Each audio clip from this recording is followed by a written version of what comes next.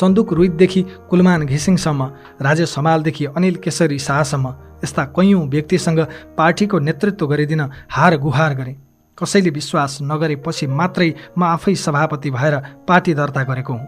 Party खोलिसकेपछि पनि नेतृत्व लिनुस् वा कम्तीमा पनि उम्मेद्वार बनिदिनुस् भनेर मैले कैयौँ ढोकाहरू ढकढकाएँ, तर मेरो चुनाव प्रचारको समय नष्ट मात्रै भयो। धेरैले मानेनन्। जनताले रासोपालाई चौथो ठुलो पार्टी बनाए। करिब 11% समानुपातिक मत पायौँ। नयाँले पनि के नापे भनेको सुनिन्छ कहिलेकाहीँ। हो, अपेक्षा गरे जति नभएको पक्कै होला, तर म सोध्न सक्छु, परिवर्तनका लागि जनताले दिएको मत पार्टी सभापतिका रूपमा रवि लामिछानेले व्यापारी र माफियालाई बेच्यो त? समानुपातिक मत भनेको नेतालाई बेचेको मत जस्तो बुझिन्थ्यो।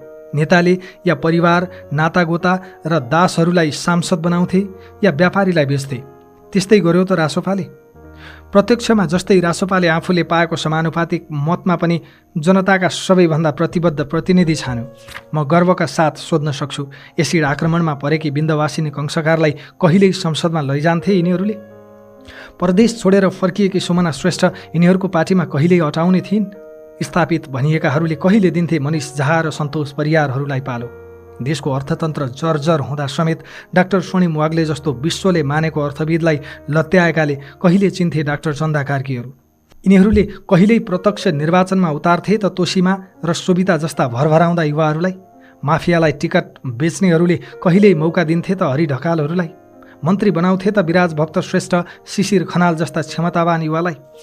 वर्तमान व्यवस्था र संविधान मानेरै पुराना राजनैतिक दलभित्र रहेको विकृति विसङ्गति सम्बोधन गर्ने गरी हामीले नयाँ पार्टी बनायौँ। आज रासोपा बिनाको प्रतिनिधि सभा कल्पना पनि गर्न सकिँदैन।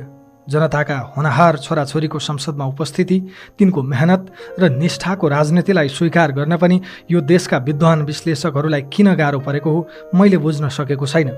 देशको परिस्थितिलाई मूल्याङ्कन गर्दै लम्बेतान आर्टिकल लेख्न र विश्लेषण गर्न रवि लामिछानेलाई पनि नआउने होइन, तर रवि लामिछानेले यस्ता विश्लेषणको प्रभाव देखिसकेको छ।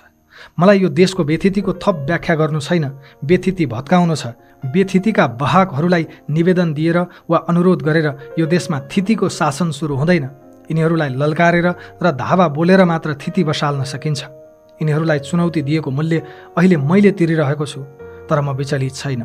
यो आँट र सङ्कल्प भत्काउन यो देशको इतिहासका सबैभन्दा ठुला ठगहरूले उल्टै मलाई ठग साबित गर्ने षड्यन्त्र गरिरहेका छन्, तर म अलिकति पनि अल्लिएको छैन।